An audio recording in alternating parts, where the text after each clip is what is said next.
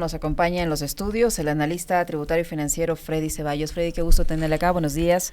Bienvenido. Le acompañamos a Alexis Moncayo, quien le habla, Licenia Espinel.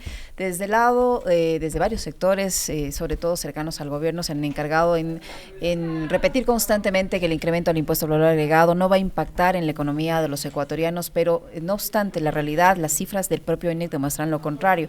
La canasta básica familiar en marzo de 2024 cerró en $795 con 30 centavos, $5, un poquito menos de $5 para los 800, sin que se tome en cuenta todavía la consecuencia de haber incrementado el impuesto al valor agregado, lo que quiere decir que esta canasta básica familiar cada día va a ser más inalcanzable, superará sin duda esta cifra posiblemente de los $800. ¿Cómo mira usted el panorama? ¿Encarece o no encarece la vida de los ecuatorianos el incremento del impuesto al valor agregado IVA?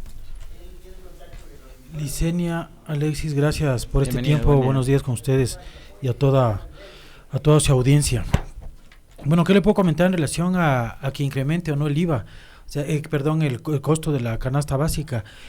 Cualquier tipo de incremento, ya sea directo o indirecto, como es el caso, obviamente va a redundar en el incremento de la canasta básica.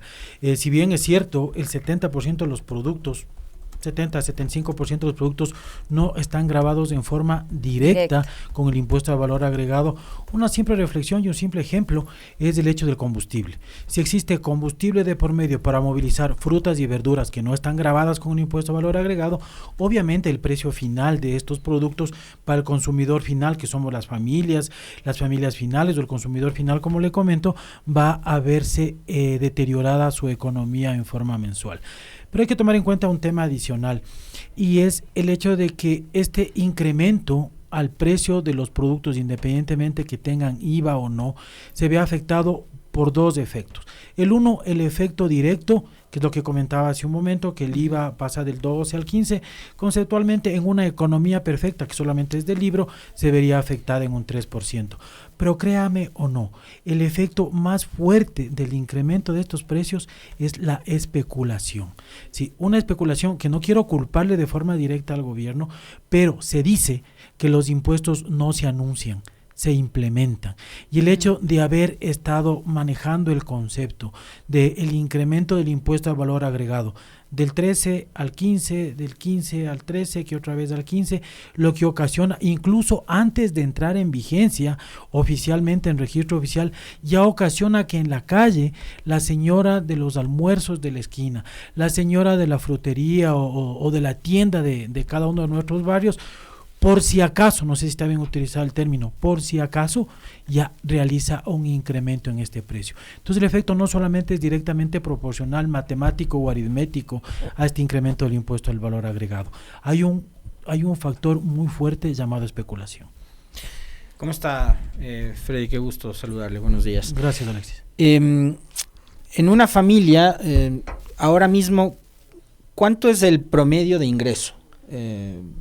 Una familia de 4 miembros ganarán un sueldo completo y un medio sueldo adicional, una familia promedio, digamos.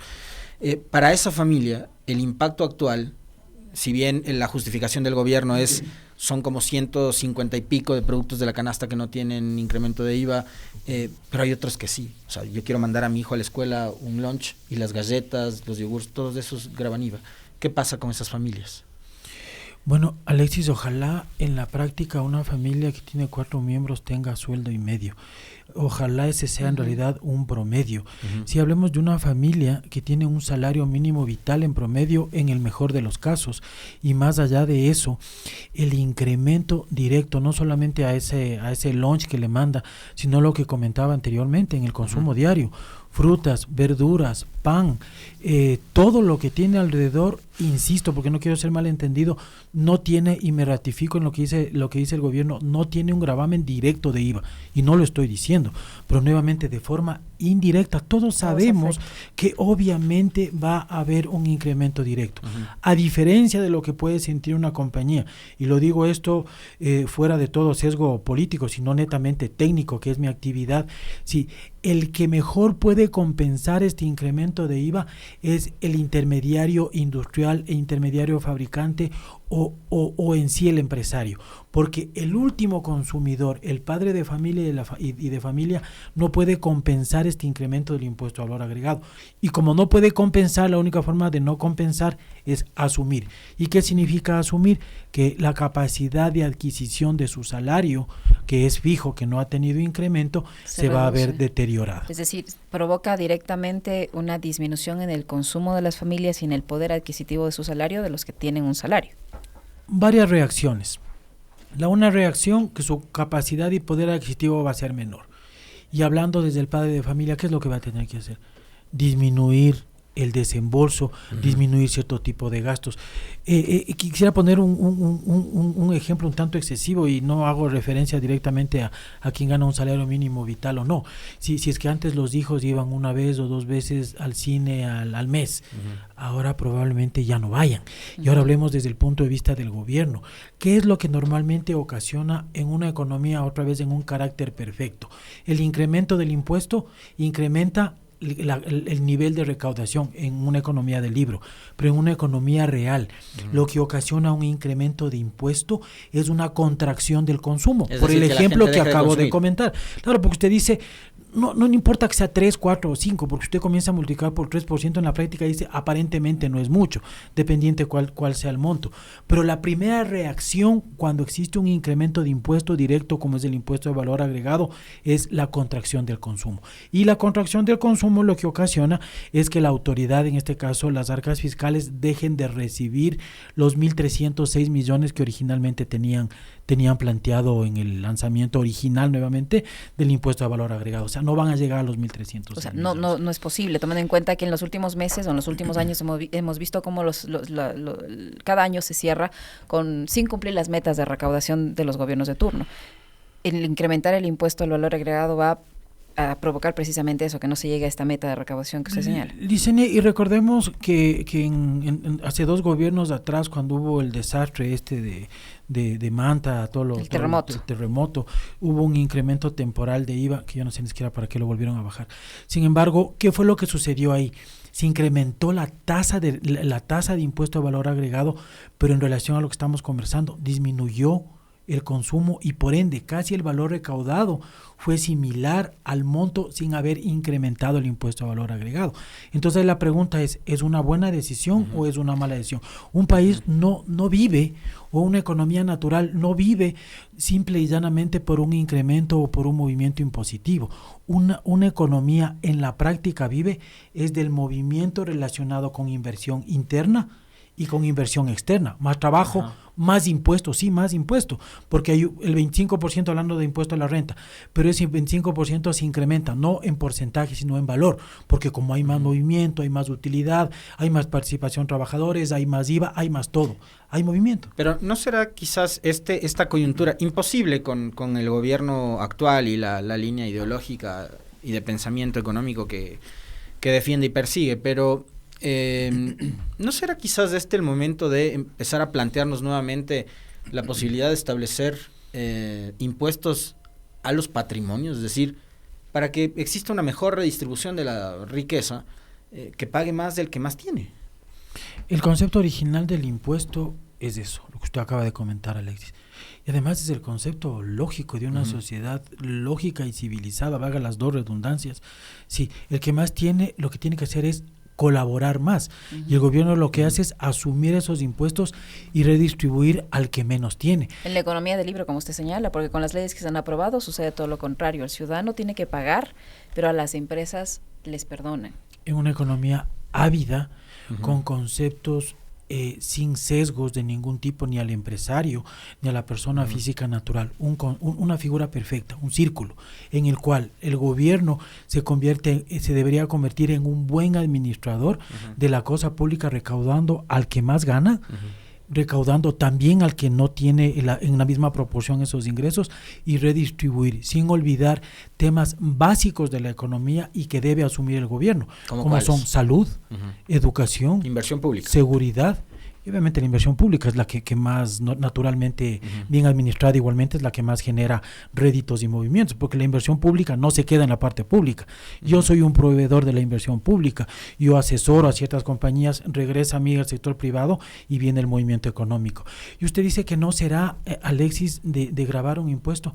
Habrá que evaluar nuevamente desde el contexto de en donde no estamos recaudando, porque también algo adicional que hay que hacer, porque existe una clase principalmente media, que ya se encuentra ahogada desde el punto de vista impositivo. ¿Pero qué es la que paga? Es decir, uno cuando va a comprar, por ejemplo ahora, mi hija está en ciclo costa, entonces tengo que comprar los uniformes, los zapatos, los útiles, todas voy a comprar un par de zapatos, pago IVA. Yo no puedo evadir el pago del IVA, pues cuando voy a comprar un par de zapatos, un calentador, una camiseta. Y si a usted le suben el IVA, ¿qué tiene que hacer? Pagar más IVA. Claro. Entonces yo no evado el pago de IVA, pero en cambio esas grandes fortunas, no solamente empresas, sino fortunas familiares, personales, que tienen 88, 89 millones de dólares ahí pendientes, no pagan.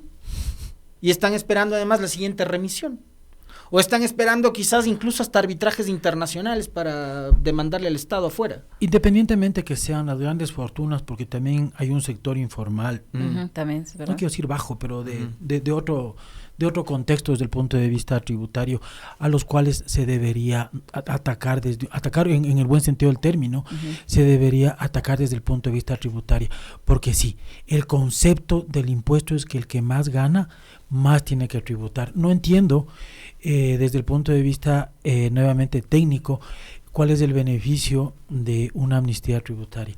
Sí, la amnistía tributaria que salió también publicada en la ley, esta última ley emitida por el presidente Daniel Noboa, es desde todo punto de vista una anticultura tributaria, porque es decirle a usted que tiene el mismo negocio que yo, beneficiarle todo el tiempo que no pagó y yo que sí pagué, sentirme en desventaja. Y si aparte de eso usted quiere sumarle la resta de intereses y multas, se convierte en una desventaja inclusive de mercado. Usted y yo que hacemos lo mismo, tenemos las mismas capacidades, no estamos compitiendo en los mismos conceptos. Entonces, ¿dónde está nuevamente el libre mercado de poder hacer una actividad con todas las ventajas y desventajas que un mercado grande o pequeño se merece? Freddy, para finalizar, porque ya se nos va terminando el tiempo, está en la consulta popular planteado el trabajo por horas y varios sectores señalan que eso va a precarizar el sueldo de la gente. Muchas empresas seguramente si ganan esa pregunta y si se convierte en una realidad van a cambiar los contratos y despedir a la gente y recontratarlos por horas, como ocurrió con la ley humanitaria, pese a que decían que no va a pasar, ocurrió. Eso es una evidencia, eso es real. ¿Hasta qué punto una persona que gana por horas tiene capacidad de consumo? El problema no es la ley. El problema no es el auto, sino el que conduce el auto ebrio y ocasiona todo lo que puede ocasionar. El concepto de pago por horas bien concebido y utilizado en otras economías podría ser inclusive una opción de trabajo. Si es que se quiere mal utilizar el concepto de horas de trabajo y no pagar todos los beneficios sociales y mucho que he escuchado y dejar sin una jubilación patronal en el tiempo a la que nos merecemos todos. Ustedes especialmente están muy jóvenes y en el tiempo vamos a llegar a tener otra, es que vamos a llegar a tener otra edad, como decía mi abuelita, se cierra y abre los ojos y ya tenemos la edad de nuestros padres. Pero las empresas, ¿qué pasa? Que cuando llega el trabajador al límite para ya no pagarle la pensión esa, lo sacan. Pero no es la ley. Es su mal uso, pero pasa. Su mala concepción, sí pasa. Y yo no en puedo los medios de comunicación eso es súper común. Hay periodistas, camarógrafos, trabajadores de los medios de comunicación que están llegando a los 20 años. Chao. Pero Alexis, nuevamente no es la ley. Las leyes son instrumentos para ser bien utilizados, las carreteras para conducir bien. En este caso de la ley bien analizada y bien ocupada, considero que inclusive puede llegar a generar más trabajo para gente que, bueno, hay gente que está estudiando en la universidad, que podría trabajar a la tarde, podría trabajar a las mañanas. Aquí a veces es mal visto y cada vez me horrorizo porque es mal visto que yo pueda trabajar a unos 18, 20 años en un restaurante, en el restaurante de acá al lado, lavar los platos, servir la comida y ganar un valor valor por hora que me pueda ayudar para sustentar mi economía individual familiar. Sí, el tema sí está que se eche a perder el concepto, que le pague 2, 3 horas por hora. Primero que no va a generar sino una desventaja para el que está trabajando. ¿Y dónde está realmente el dinamizar la economía? Queda pendiente no solamente el tema de trabajar por horas, queda pendiente todo el esquema laboral para que sea una ley mediadora beneficiosa, porque tampoco la idea es aplastar al empresario, pero tampoco lo contrario, que se pueda llegar a tener reglas de juego en las cuales tanto el empresario como el trabajador sienta que la condición es válida y a mí me interesa trabajar contigo 20, 25 años o hasta jubilarme como sí pasaba antes. ¿Cómo podemos llegar a tener esa ley desde un punto de vista bien utilizado? Va más allá de lo legal, vaya a un tema de concepción y de interés por tener una patria en el mediano y en el largo plazo. Gracias, Freddy, muy amable. Muy amable, Freddy, muchísimas gracias. No, a ustedes muchas gracias, buenos días y siempre estoy a su orden.